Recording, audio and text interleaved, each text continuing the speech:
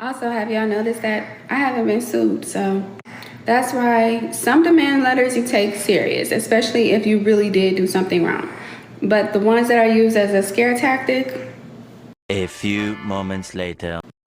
okay, so I spoke too soon.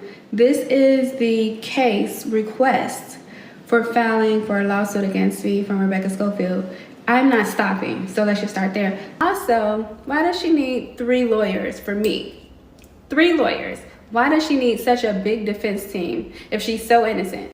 A few years later. TikToker must now pay $10 million to a University of Idaho professor she wrongfully accused of killing 4 students.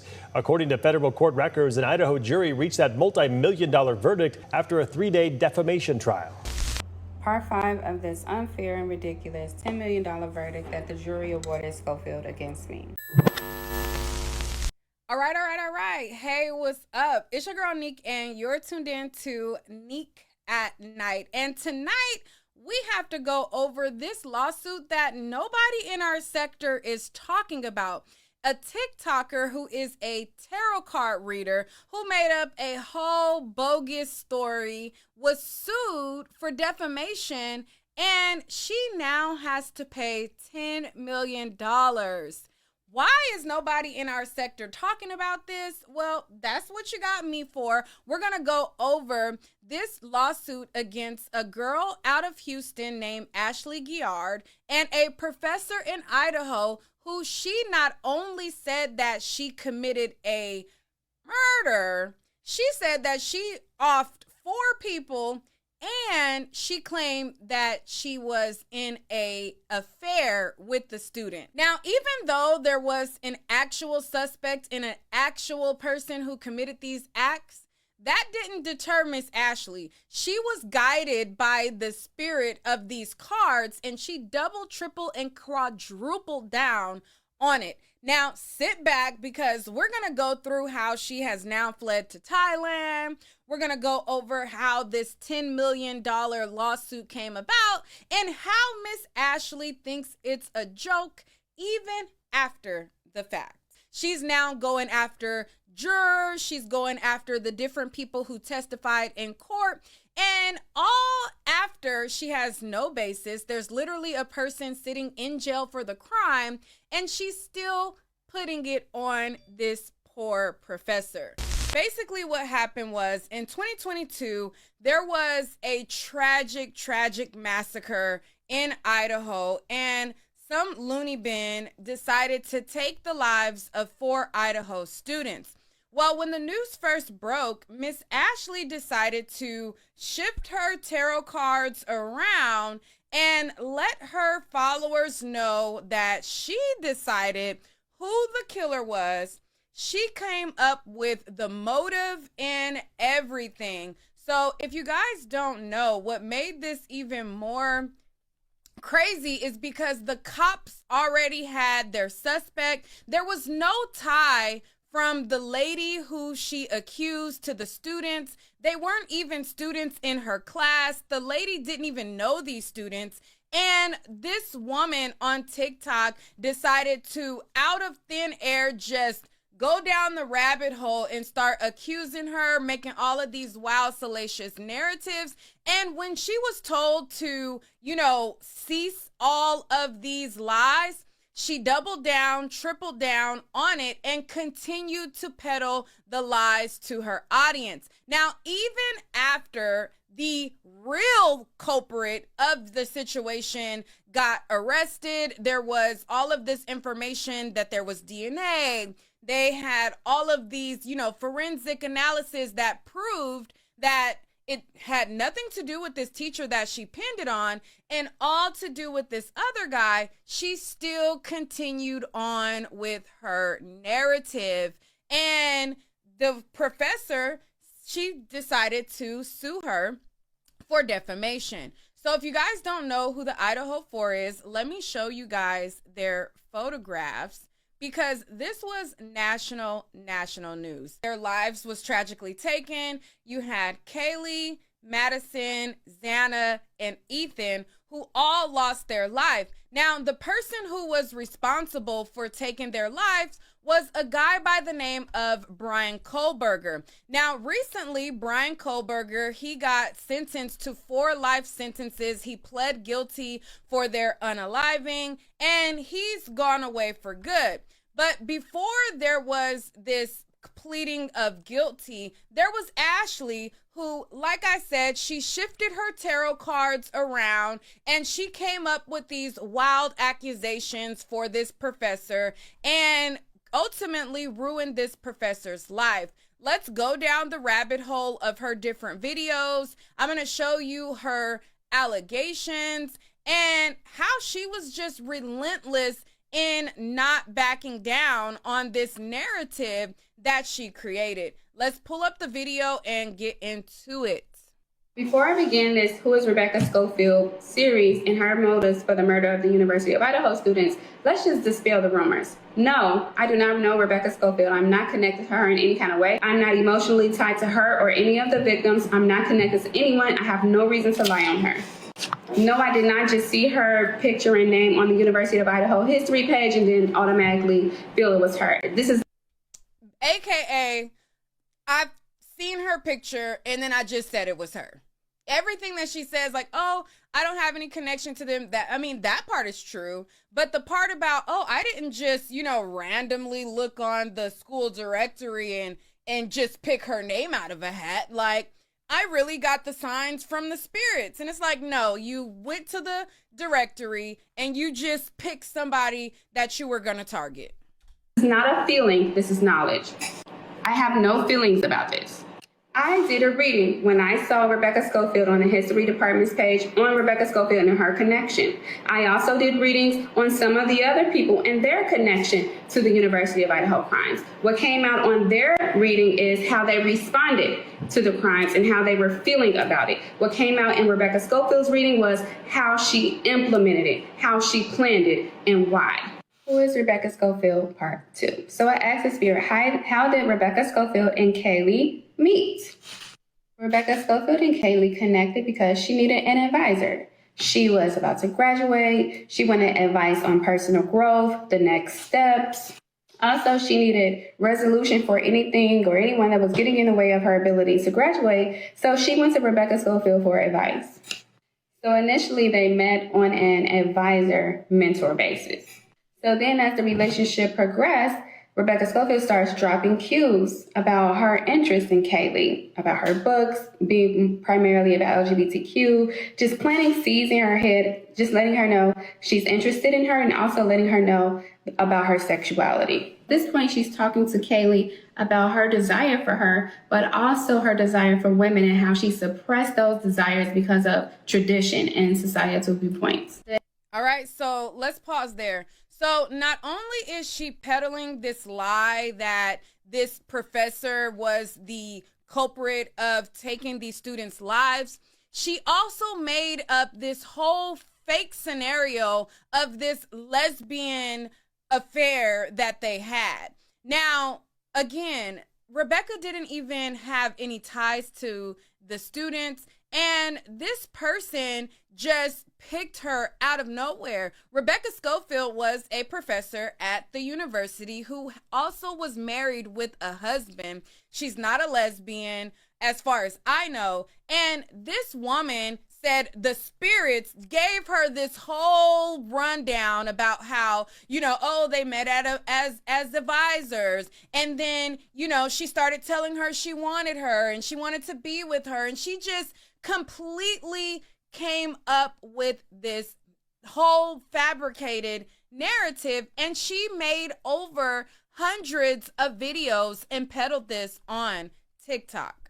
That she's put out work to change the narrative regarding LGBTQ community, but she was unable to follow her own advice. She tried to lead the world to a better understanding, but refused to follow it in her own heart. She knew she wanted to be a woman. She knew she was lesbian, but she didn't have the heart to live that life out loud.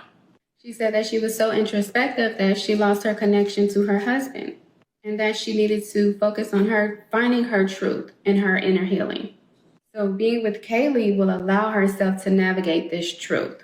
At this point, Kaylee realizes that Rebecca Schofield has cyclical behaviors.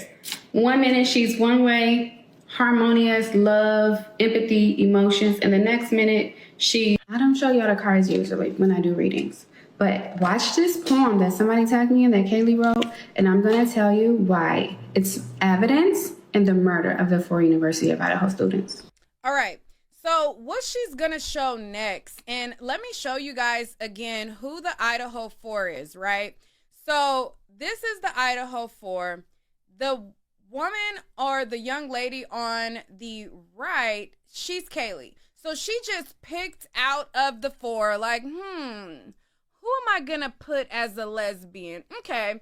Okay. Kaylee's the one who, had this affair with this professor, right? And she did the same thing with her going down the rabbit hole of their school directory and just pinning it on the professor. This right here is the professor that she made this whole narrative about. Now, this right here is Kaylee, okay, and like I said, this is Rebecca. Now, I believe this next clip is at the funeral. So somebody is reading a poem that Kaylee wrote, and it's broadcast on the news, right? It looks like it might be her family and her family members reading a poem that she wrote. She decided that this poem was proof, okay, that there was that she was right in her spiritual connection from the spiritual world, that there was this lesbian affair. Let's play the poem. Most important is love. Like it's the only thing you know how. At the end of the day, all of this means nothing. This page, where we're sitting, your degree, your job, the money, nothing even matters except love and human connection. You, who you love, and how deeply you love them, how you touch the people around you, and how much you give. Also, have y'all noticed that? All right. So that poem was her aha moment where she stated that was proof, right? So then after she made all of these videos, she basically taunted Rebecca Schofield by saying, well, have y'all noticed, she ain't sued me yet? So that's your proof that I'm telling the truth. And a lot of people run with that for a while until they put their foot in their mouths and they get made an example of. I can tell you countless people who did that same thing, like, oh, well, you see, they ain't sued me yet. And it's like, give it time. Give it time.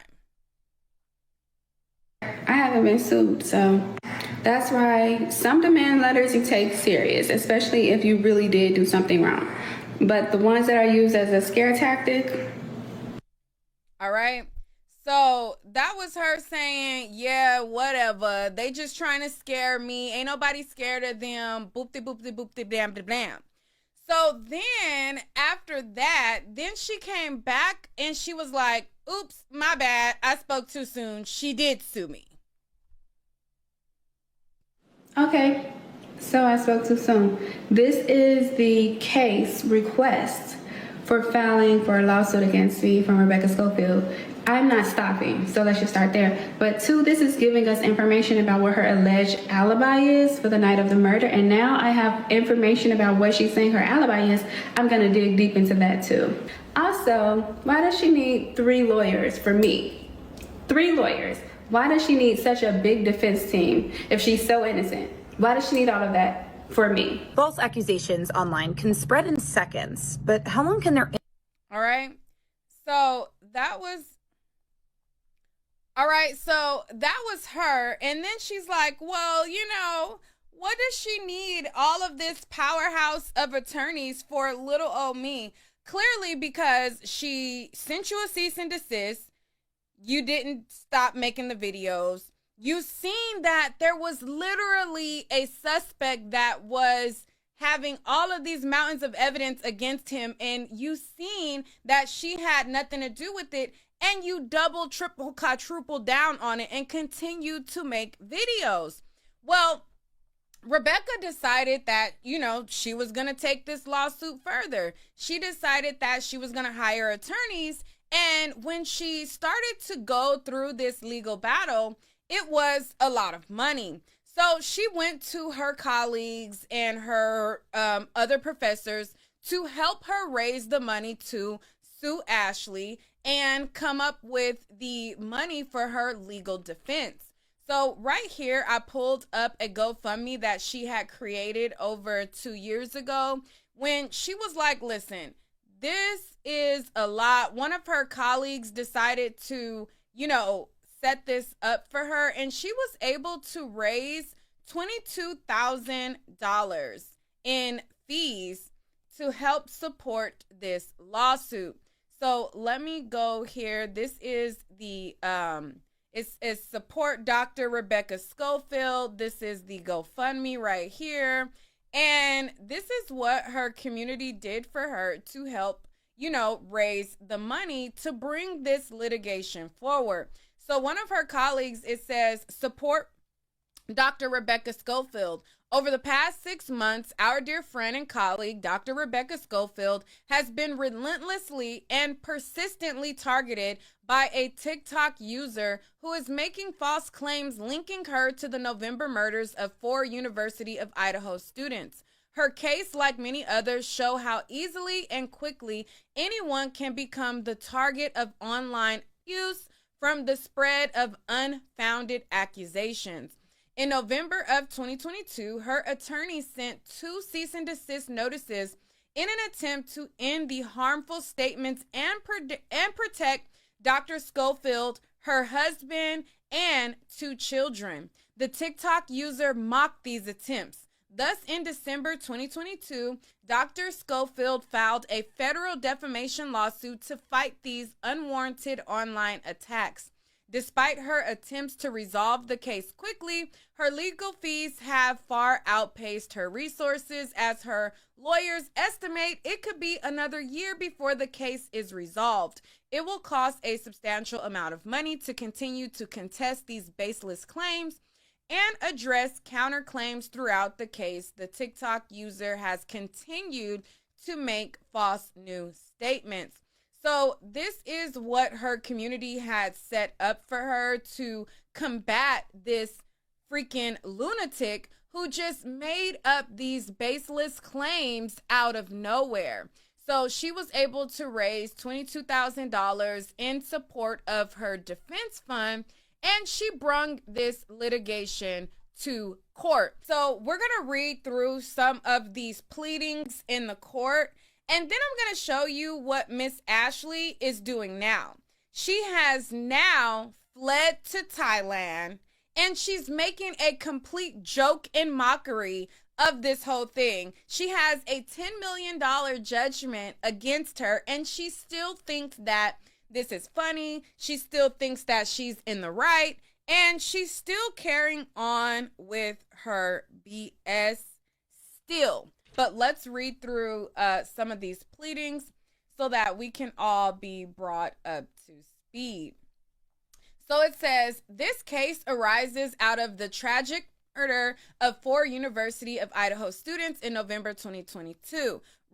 Plaintiff Rebecca Schofield is a professor at the University of Idaho. She alleges that she never met the students and was not involved with their unalivings in any way. Notwithstanding, plaintiff alleges defendant Ashley Giard posted over 100 sensational TikTok videos falsely claiming that she had an inappropriate romantic affair with one of the victims and then ordered the murders to prevent the affair from coming to light. All right. So that was the factual basis of the case. So then it says, It says, she initiated this action in December 21st, 2022, asserting that 2 defamation claims against the defendant. One is premised upon false statements regarding plaintiff's involvement with the murders themselves. The other is premised upon false statements regarding plaintiff's romantic relationship with one of the students. On February 16th, 2023, the defendant moved to set aside the entry of default. So after they filed this lawsuit, they did their pleadings and they wanted to bring this to a federal court. Miss Ashley decided not to respond to it, okay? She decided to, I guess wipe her ass with that cease and desist, as infamously quoted by Miss Tasha K. But she decided to, ignore it. She didn't pay no attention to it. So the court entered in a default judgment because they believed that she did defame the professor. So after she got wind to be like, oh, wait, they put in a default or whatever, let me respond to it and let me kind of semi take this serious. So that's what this says right here. It says, on February 16, 2023, defendant moved to set aside the entry of default. Plaintiff responded the next day opposing defendant's efforts to set aside the entry of default and filing a motion for default judgment pursuant. On April 24, 2023, the parties consented to the undersigned jurisdiction. Theater on April 26, 2023, the court granted defendant's motion to set aside the entry of default, okay? And that was them going forward with the complaint. They're like, all right, you're gonna play ball now. We will set this aside and let's bring the matter to court. On May 16, 2023, defendant filed her answer and affirmative defenses and counterclaims to the complaint. It says, within her answer and counterclaims, the defendant denied that she defamed plaintiff because the accusations made against plaintiff in defendant's TikTok videos are substantially true. So not only did she decide to go forward with her claims and countersue the defamation, she doubled and tripled down. Now, by 2023, we already know about Brian Kohlberger. He's already been, making national news. We know that he is the person who committed these heinous acts. And she decided, with no type of proof, no type of facts, to double and triple down in her court pleadings to say, listen, I want to countersue her because she's bugging. What I said about her is true. It's true. It's the truth. Okay, she said it's true. I don't know what she's talking about. Okay, defendant maintained that she used her spiritual brain, intuition, spiritual practice, and investigative skills to uncover the truth regarding the murder of the 4 University of Idaho students and published her findings on her TikTok social media platform. Okay, so she wanted to counterclaim against the plaintiff and her legal counsel.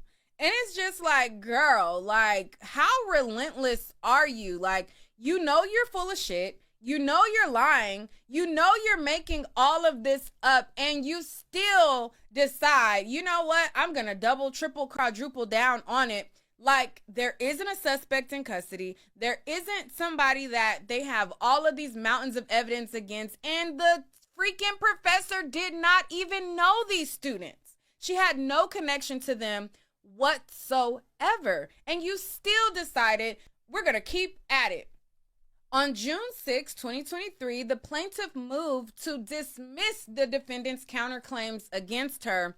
A week later, the plaintiff moves to quash the summons for her counsel, arguing that their issuance was procedurally improper. The defendant opposed each of these motions in her court pleadings. This is a quote from her testimony. So they bring this matter to court, and she has to testify to how this made her feel. And this is what she said. It was like a stone on my chest that was not crushing me. It was dissolving me. The professor told the court as, she's crying, choked up. I was unraveling underneath the weight of it. We felt personally targeted is what the professor added that she felt about her, her family and everything of the things.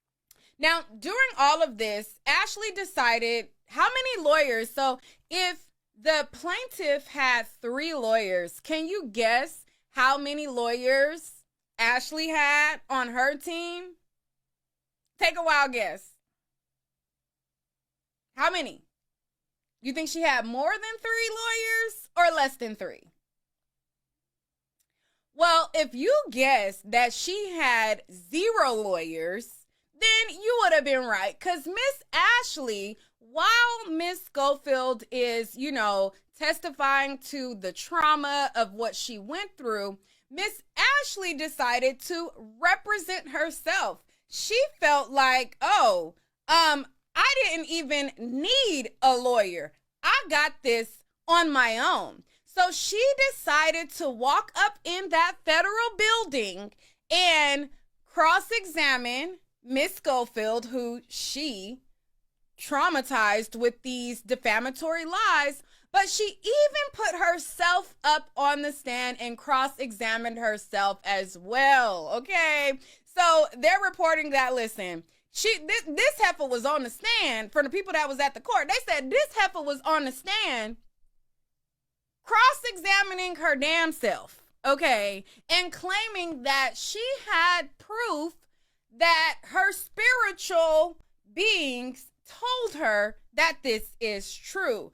Well, it didn't take no time for the jury to deliberate. They said, you know what, we're going to make this cuckoo bird an example. Okay, so Rebecca's lawyer, the professor, right?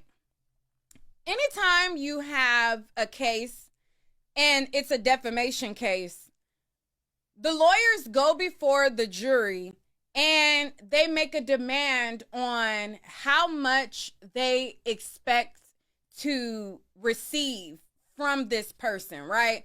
So her lawyer basically had to estimate how much damages they wanted Ashley to pay. Her lawyer, the professor's lawyers said, you know what, we want to make an example out of her, but we don't want to, we ain't trying to do too much.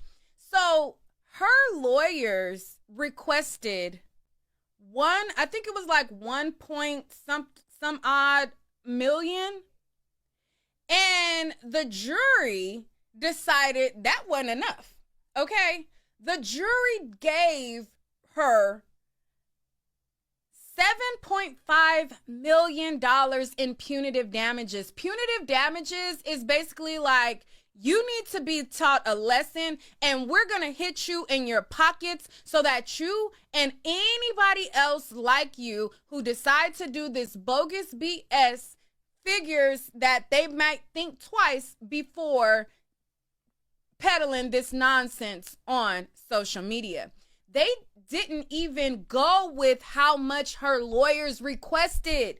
They awarded 10 times more than what the category called for because they felt like Miss Ashley was so ridiculous in her BS that she peddled all over social media, so ridiculous in her charades and representing herself, that they wanted to stick it to her something crucial. Let me pull up the jury verdict form because they were not playing with her at all. Okay, they were not playing with this girl at all, and she still thinks it's a game. She done fled to Thailand. She did a whole 30 video docu-series after the verdict, and she still thinks that it's a joke. Okay, so this is the verdict form right here, and it says, do you find by a preponderance of evidence that the defendant's false statements that plaintiff had an inappropriate romantic relationship with the student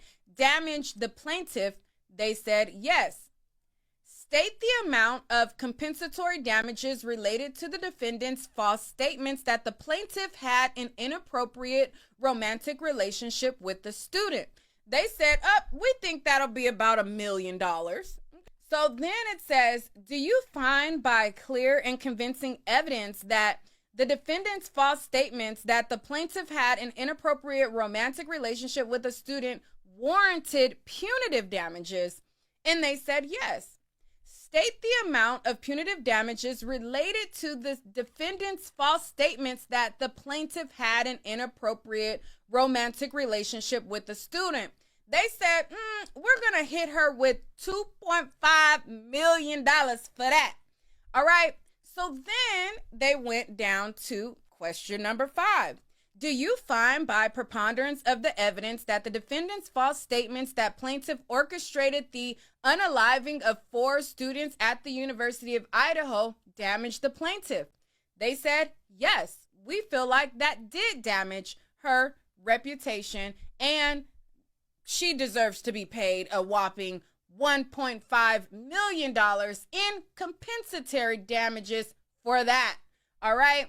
So then it went down to, do you find by clear and convincing evidence that the defendant's false statement that the plaintiff orchestrated the unaliving of the 4 students at the University of Idaho warranted punitive damages? And they said yes. And we believe that she should pay $5 million for that. So when you add all of this up, it comes up to a whopping $10 million judgment. Now, somebody in the chat says, is she even worth $1 million? And we all know the answer is no. But that's not the point, right?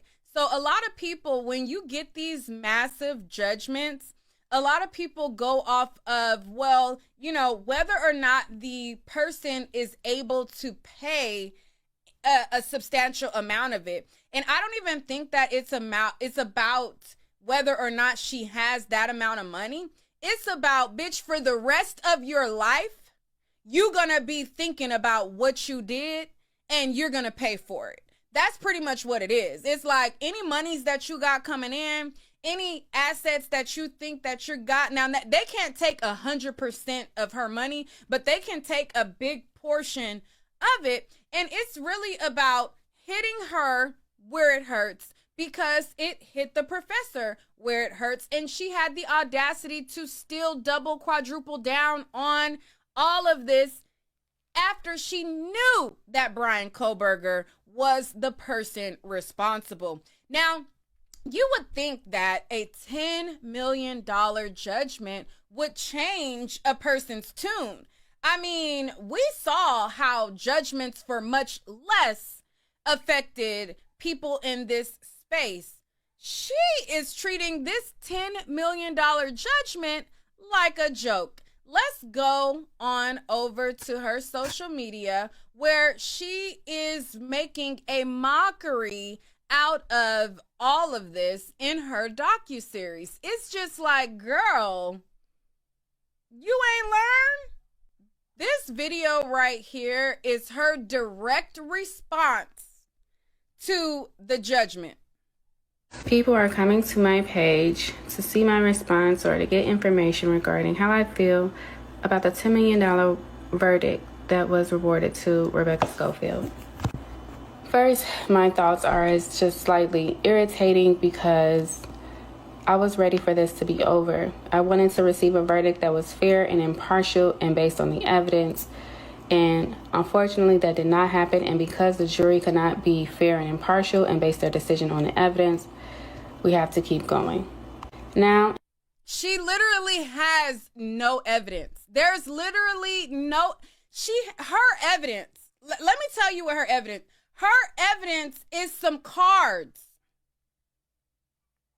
She done picked up some cards, shuffled them around, and her saying that the spirits told her this, that's her evidence. She has no text messages between the two. She has no videos of them together. She has not even them like in the ladies' classes. She don't have shit but this spiritual seance that told her.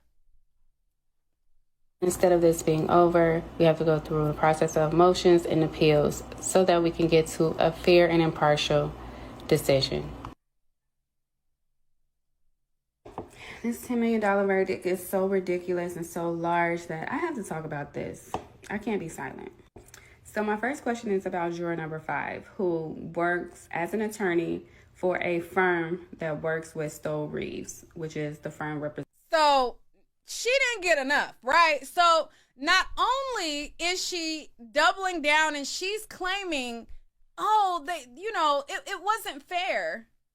Now she's targeting the jurors.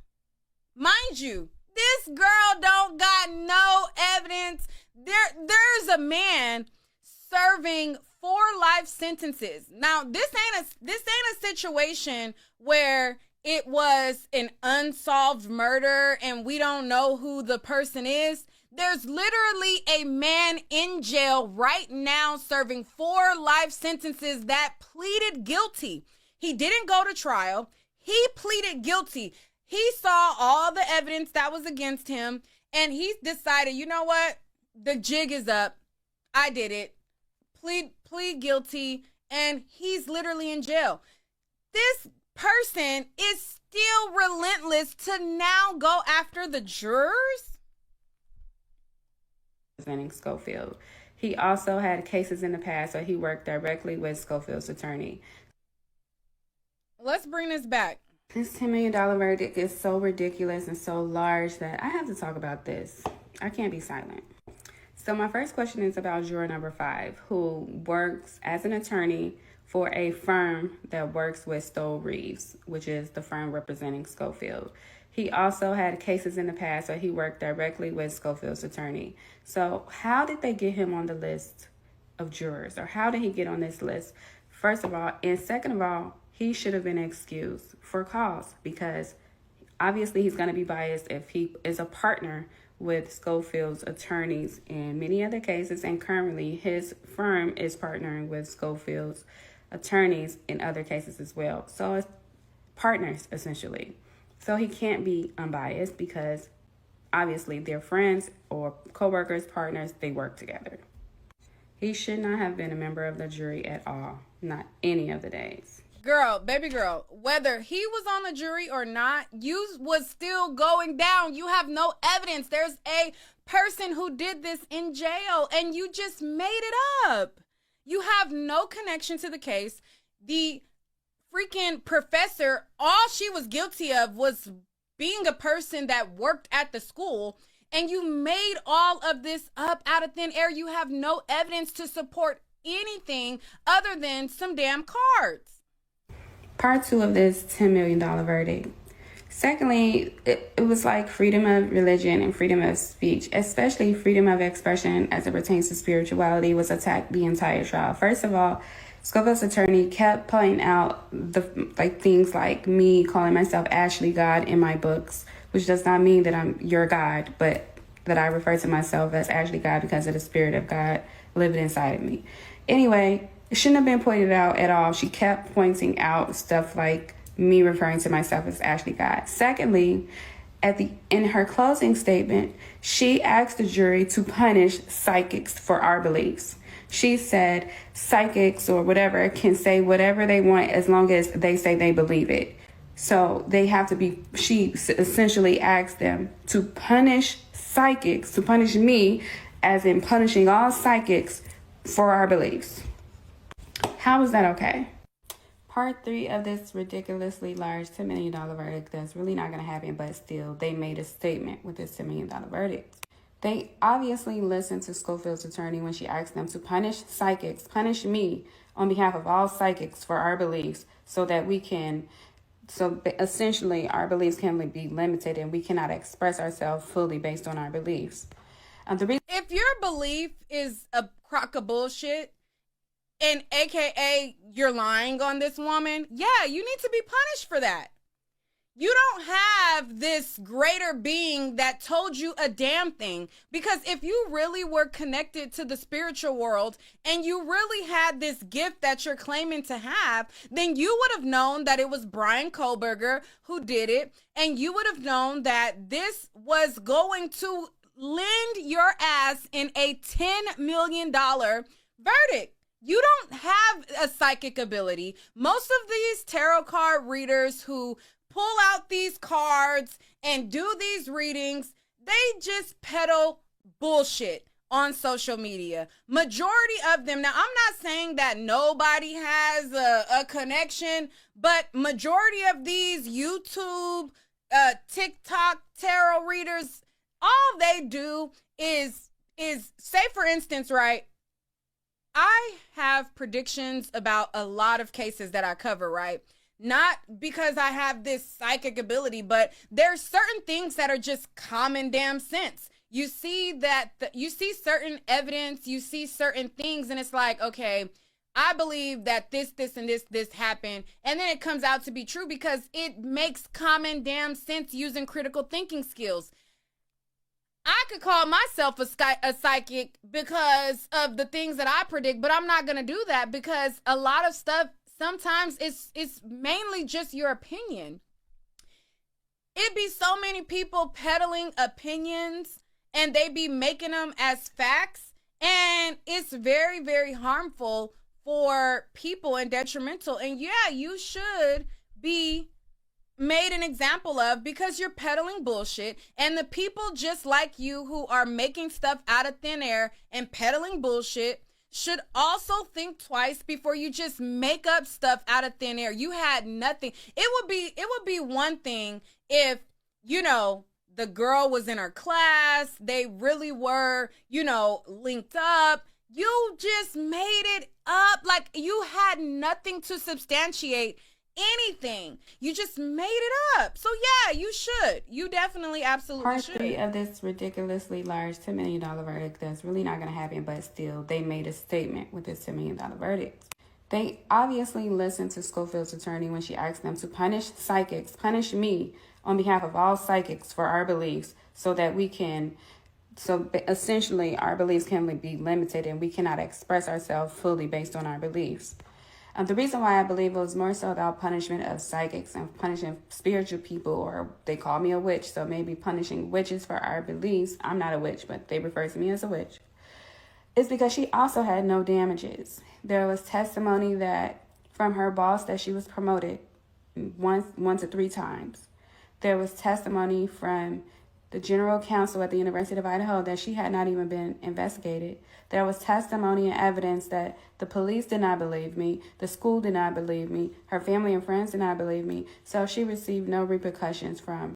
It gotta be something mentally like not clicking.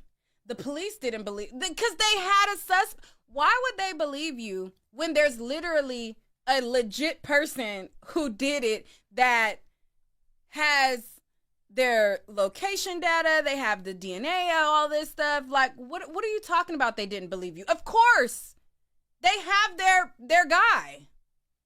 What are you talking about? Somebody in the chat said, I hope that she didn't do a part 4. Well, let me tell you, she did like 30 parts. Now, I'm not going to look at all 30 parts, but I just kind of want to show you guys how ridiculous she is and how she's making a mockery of it even still after the fact. Part 4 of this ridiculously large $10 million verdict against me that the jury awarded Schofield. Okay, she had no damages. Again, she was promoted at work, so she can't say that she lost money or opportunities at work. So that turned out to be a lie. In the docket, she said she lost opportunity at work. When she filed the case, she said she lost promotions and opportunities at work. But it had only been 20 days since I made the statements when she claimed to have lost promotions and opportunities at work. But it was false. Her boss testified she'd been promoted at least one time, 1 to 3. Again, they were all kind of flabbergasted on the stand when I was cross-examining them, hardly trying not to answer questions. So he first said she was promoted or had a pay increase up to 3 times. Then he said once, he don't know which one. But she at least has been promoted and received the pay increase 3 times. So how does that lead to a $10 million verdict? Part 5 of this unfair and ridiculous $10 million verdict that the jury awarded Schofield against me. Mental health damages. So her mental health professional was so senile. She testified in court that I physically unalived, and she said, we use the right word in court, Rebecca Schofield. And I'm like, she's right there. Part 6 of this $10 million verdict, the jury awarded Schofield against me. So of that was about $1 million in damages for my statements regarding her relationship with the student, one of the victims, and another $1.5 million was for my statements regarding her and the murder. So physical, for compensatory damages, it has to be proof that there were actual damages and that I caused them. But there was no evidence to suggest, not even she did not receive an interview, a question from her job. No one believes me. So there was no repercussions at her job and no financial loss to her job as it pertains to any of my statements. There was also no proof that her claims of mental health damages were caused by me because, according to the DSM-5, that was impossible. So where did $2.5 million come from when there was no evidence that she had $2 million in damage? Because they were sending a message that you need to be stopped. And obviously the message didn't hit, or it's not ringing home for you, because you still think that this is a joke and you still think that this is something to continue to peddle this nonsense on TikTok about. And now you fled to Thailand thinking that, girl, $10 million verdict awarded against me, part 7. She came on the stand and stated that I caused her, or my TikTok videos caused her nerve damage and headaches. Meanwhile, she also admitted that around the same time of the TikTok videos, she had a hysterectomy scheduled. So instead of attributing whatever physical health issues she was having, like nerve damages and neuropathy and headaches, to her surgery that she got, an actual hysterectomy, she falsely attributed that to a TikTok video. This girl is relentless. There are certain stories where, people think that I can be a little harsh, but this right here is evil. This is evil. You know that you lied, and you still can get on the internet with a straight face and say this bull crap.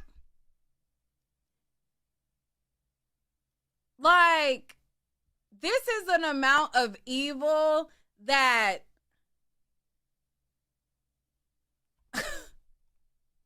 And also, her mother got on the stand and stated that she got her diabetes, that Schofield's diabetes is also because of the TikTok video. $10 million jury verdict against me, part 8. Let's talk about juror number 13.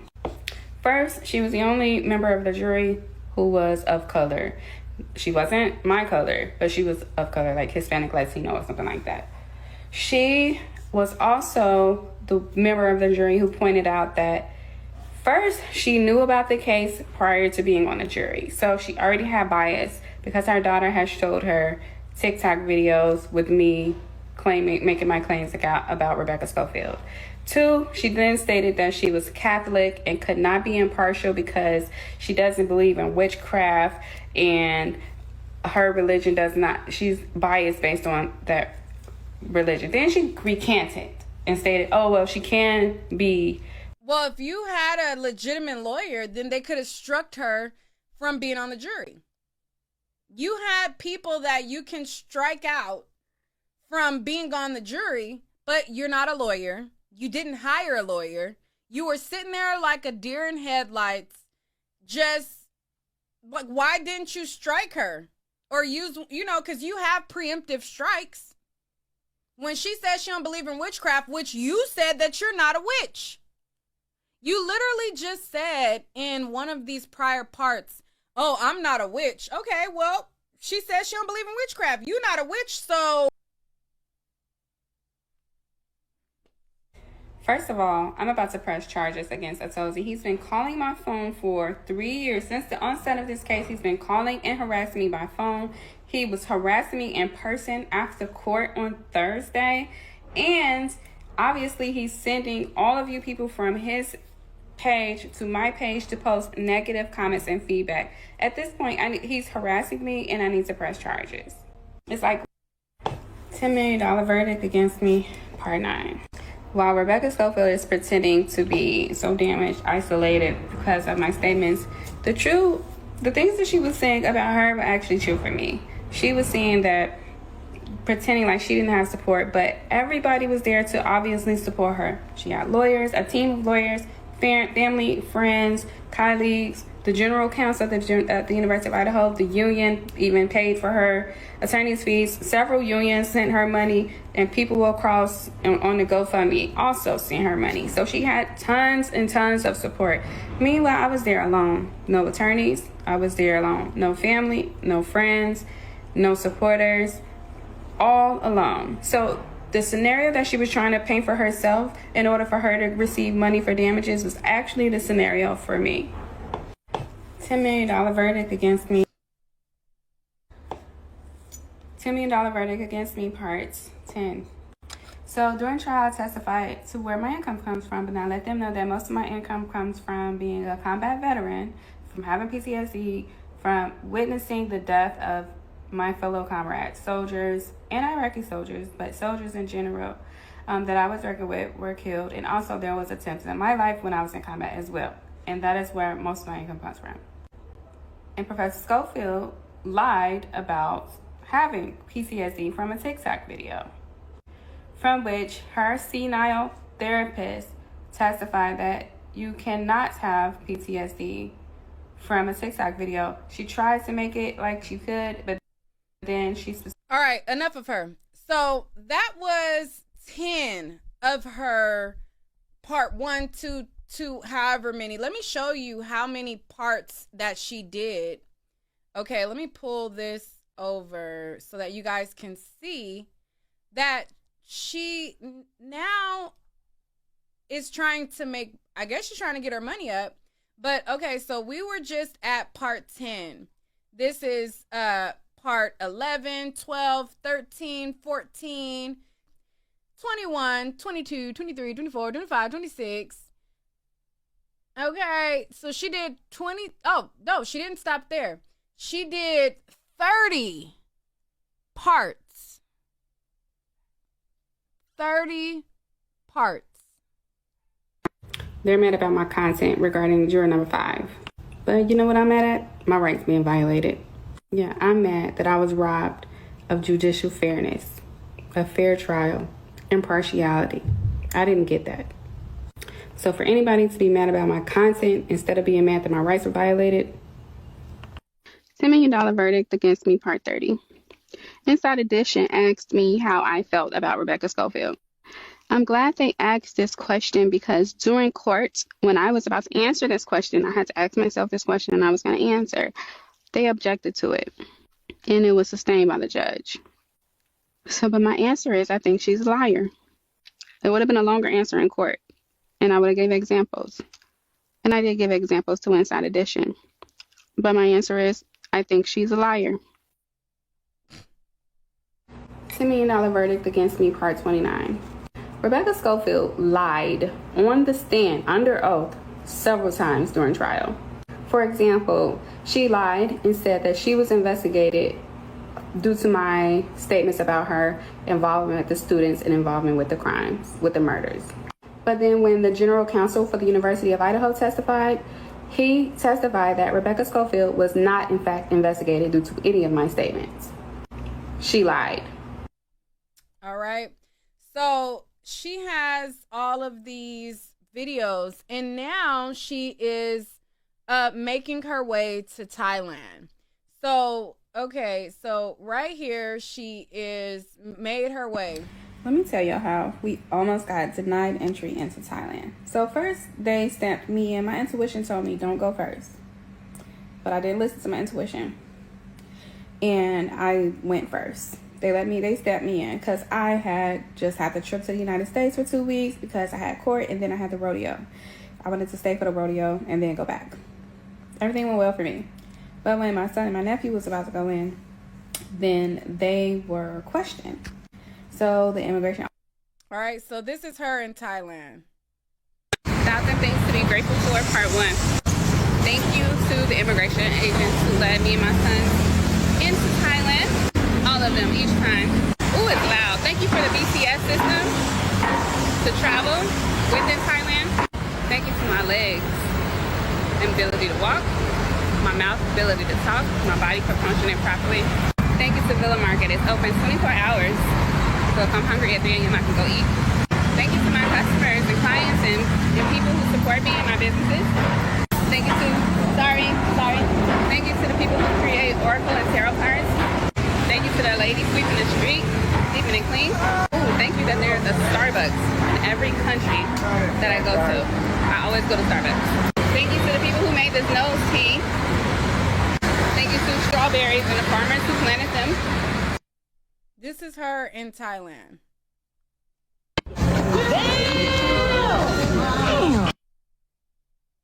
I've never told anybody this.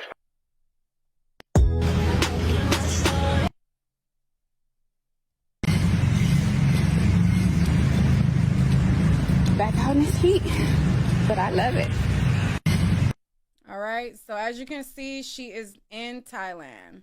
It's hot in Bangkok, but it's the perfect time to come out here and walk. All right, so there you have it. I just wanted to bring this up. So when I seen this situation, I seen that there was nobody in our sector talking about this. And I'm like, everybody's talking about, you know, the different YouTubers, different lawsuits, different things. But I'm like, there's literally a girl who got sued and she has a judgment of $10 million and nobody in our sector is talking about it. So I wanted to make sure to make a video to bring this situation over here to our sector because a lot of people are, you know, talking about, you know, the Milagro case. People have talked about, you know, Tasha K and her going back and forth with Cardi B, but nobody's talking about this $10 million judgment. Now, as we see the climate that we are in, these court systems are not playing as it pertains to defamation. They are taking it very serious. You see so many different examples of people who have been sued for defamation. Now, Afro Man is an exception to the rule, right? Afro Man had his rights violated. They cut the cameras to his home. They took his money and stole his money. So he actually was a victim and not the person that they were trying to make him out to be. But outside of Afro Man, there have been a large precedent being set with these court cases to hold people accountable who just make up BS out of thin air. And you know what is jacked up is that this is a pretty girl, right? She's pretty. And outside of her cuckoo talk about the Rebecca Schofield, if she was walking down the street next to me, like I would not know that, you know, all of these things was going on up here. And you get these people who they set their sights out on certain people and they are relentless with the narratives that they spew. And it's dangerous. Now, me, even as a YouTuber, these type of cases work against YouTubers like me, but I am going to stand on the facts. And even if I have an opinion, I'm going to stand on, you know, what I feel is an opinion and differentiate. This type of stuff is completely dangerous, and I'm not mad at somebody who gets held accountable. I see people all the time. They will just pick a YouTuber out of the hat and they will try to make that their claim to fame. That is what people do. They like outside of this case, there's a lot of people who they won't put in the work. They won't break down videos. They won't do legit commentary. They will pick a YouTuber and they were like, you know what? This YouTuber is successful. Let me make them a target so that I can ride off of their wave. And, it becomes very dangerous. We see it time and time again. And the judicial system is taking notice of this and they're cracking down. So if you're a YouTuber and you are just spewing complete nonsense, you're harassing people, you're taking it past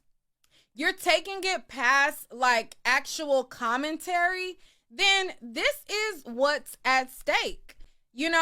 She was sent to cease and desist. She was told from the cops that, what she was spewing had no legs to stand on, and she still doubled down on it regardless, and she's still making a mockery out of it still. So I just wanted to bring this over here. I seen Bruce Rivers, the criminal attorney, he did commentary on this, but I was like, nobody in my sector is talking about this. We hung up on all of these other lawsuits, and this right here is a big, big, big judgment, and it's showing you that they're going up. The price is not just, like, a couple thousand. They're making examples out of people, okay? They're making examples, and there was other cases that have kind of flown under the radar as well that I'm going to be trying to, share with you guys and stuff like that. But make sure to hit the like button, hit subscribe if you guys have not already. Ciao. I'll catch y'all the next video.